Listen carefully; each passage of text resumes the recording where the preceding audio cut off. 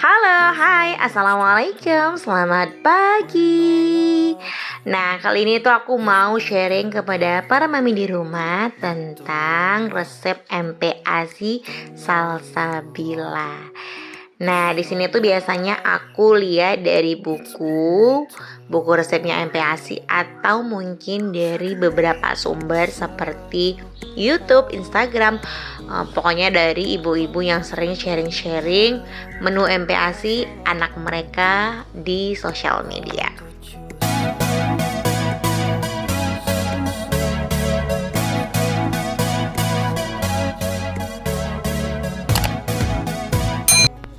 Sebenarnya membuat menu MPASI ini tuh susah-susah gampang sih ya.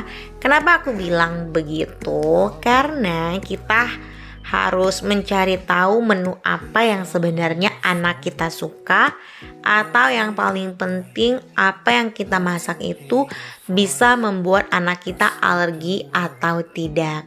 Nah, singkatnya itu bisa deteksi alergi gitu loh. Jadi kita bisa paham anak kita alergi ini atau bahan yang itu.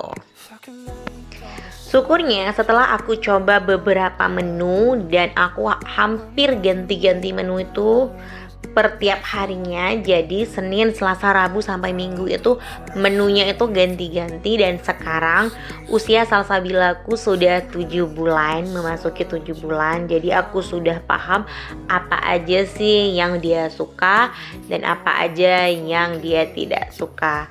Kalau masalah alergi, alhamdulillah anak keduaku ini peri alergi. Tapi aku belum pernah coba kepiting atau lobster sih. Next kita cobain ya. Tapi semoga dia tidak ada alergi sehingga hidupnya bisa lebih bebas dan bahagia. Karena aku tuh mengidap alergi dari turunan ibu aku. Jadi kakek dari pihak ibu turun ke ibuku dan turun ke aku. Aku 4 bersaudara, tapi yang alergi cuma aku aja. Ini yang alergi makanan ya, tapi adik aku juga alergi, tapi dia alergi debu gitu. Nah, jadi hal ini tuh membuat aku khawatir, takut anak aku terpapar juga. Dan sebagaimanapun aku khawatir, tetap juga kena di Sabil anak pertama aku. Jadi Sabil itu alergi susu sapi. Jadi di awal-awal kehidupannya di 2 tahun pertama, dia itu terpapar susu sapi seperti susu yang dijual di pasaran ataupun makan coklat. Biasanya anak kecil suka banget kan makan coklat. Dia pasti langsung diare. Nah, berbicara tentang alergi ini, nanti kita buat next vlog ya, tentang pengalaman aku menderita alergi itu ya. Aku bilang menderita ya, memang menderita sih kalau kita alergi, karena kita tidak bisa menikmati hidup bebas seperti orang-orang yang tidak alergi. Nah, jadi hari ini tuh aku mau masak bubur hati ayam seperti yang ada di buku resep Dokter Meta Hanindita. Tapi di sini aku ganti bayam pakai kembang kol. Nah, di sini tuh pakai jahe karena hati ayamnya tuh kan agak sedikit amis, jadi ditambahin jahe biar menghilangkan amisnya. Cuma pakai bawang merah dan bawang putih, tambah jahe sedikit, daun salam. Biasa juga aku tambahin serai biar harumnya tuh semerbak. Nah, tinggal cemplung-cemplung, kasih air sesuai takaran dan ditutup.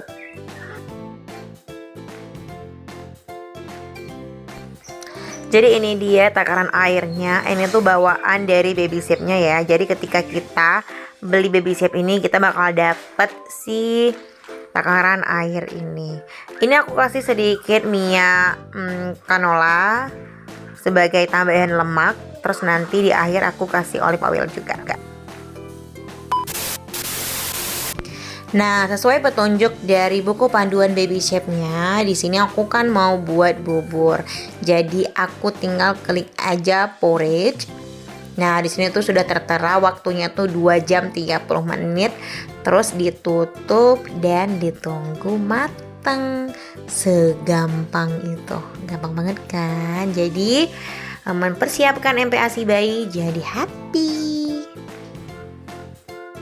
Nah, sekarang tinggal 1 jam 40 menit lagi. Ini aku buka untuk kalian supaya kalian bisa lihat. Sebenarnya ini waktu memasaknya tidak perlu dibuka-buka sih, tapi demi kalian aku bukain tuh. Ini dia 1 jam 40 menit lagi dan kita tunggu. Nah, ini tuh sudah 42 menit lagi. Kita lihat lagi nih bagaimana ya. Nah, ini tuh sebenarnya udah mateng. Hati ayamnya juga udah empuk banget, tapi sesuai petunjuk kita masaknya kan 2 jam 30 menit. Nah, di sini tuh tinggal nunggu detik-detik terakhirnya. Sebentar lagi kita akan mempersiapkan MPASI untuk bayi tercinta kita. Tara, ini tuh sudah di 1 menit terakhir. Nah, segampang itu kan. Jadi ini tuh gampang banget, apalagi untuk para ibu pekerja. Aku yang di rumah aja pakai ini karena memang segampang itu. Nah, ini tuh sudah keep warm ya, dan keep warm itu selama 6 jam. Jadi terserah para mami di rumah, kalau mau didiamin seperti ini juga boleh, bisa untuk 6 jam ke depan. Tapi aku mau langsung blender aja karena sekarang salsabilaku mau makan.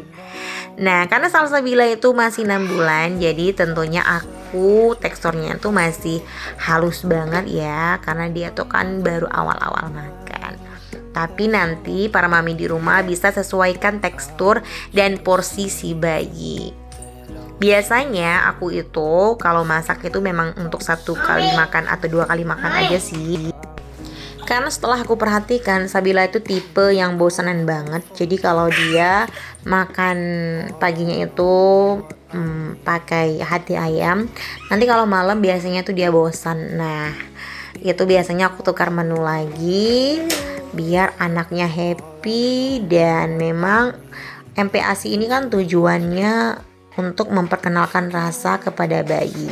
Jadi semakin banyak yang kita kenalkan rasanya, anak kita juga jadi paham tentang berbagai rasa. Jadi insya Allahnya ke depannya nanti anak kita itu gampang dikasih makan. Dan ini tuh udah aku buktikan untuk Abang Abil.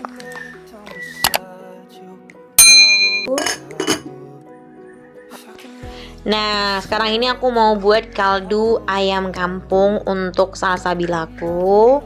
Syukurnya alhamdulillah suami itu punya banyak ayam kampung di belakang rumah. Jadi itu sangat membantu untuk pembuatan kaldu untuk anak gadis.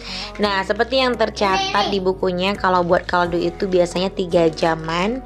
Dan ini dia kaldunya sudah setengah jalan.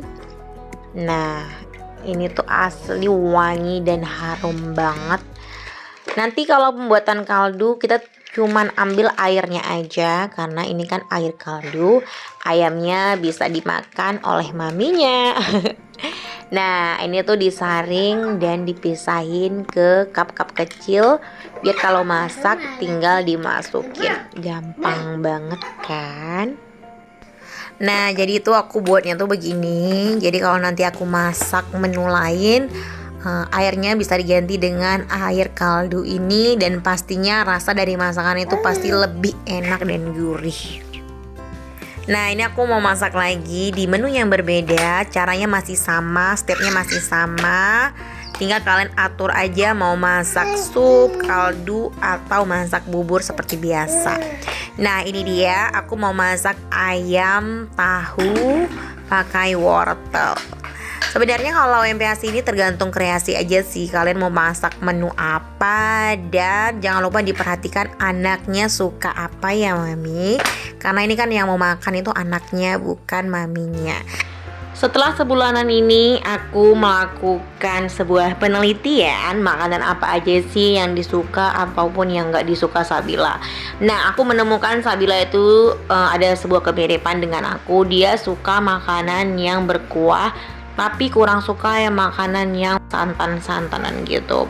So far sih aku menemukan sebuah hasil itu ya mams. Tapi nanti kita lihat lagi. Yang penting anaknya suka, berat badannya naik, tumbuh dan kembangnya itu memang sesuai dengan usianya. Nah, kesimpulannya pengalaman aku setelah memakai slow cooker ini tuh suka banget, dan ini tuh sudah pasti praktis banget untuk nyiapin MPASI. Tapi sebulan pakai ini baby shape-nya rusak. Nantikan video aku selanjutnya tentang pembahasan baby shape rusak ini.